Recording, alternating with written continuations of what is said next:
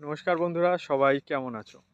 বন্ধুরা, একটা টাইম ছিল যখন ডিফেন্স লাইনে ফিজিক্যাল ফিটনেস বা যেটা মেডিকেল আছে এটা কিন্তু একটা মেজর ভূমিকা পালন করতো ডিফেন্সে চাকরির ক্ষেত্রে। যে যার ফিজিক্যাল ফিটনেস ঠিকঠাক থাকতো বা রানিং ঠিক থাকতো, সে কিন্তু ডিফেন্স লাইনে তার বলা হতো চাকরি শিওর হয়ে যাবে।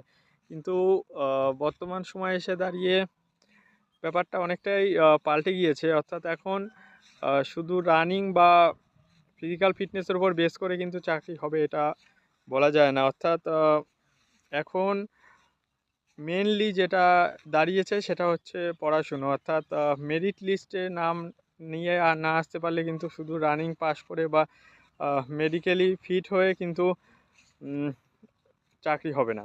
সুতরাং আহ, পড়াশুনোটার উপরে এখন বেশি করে জোর দিতে হবে ডিফেন্স লাইনের ক্ষেত্রেও।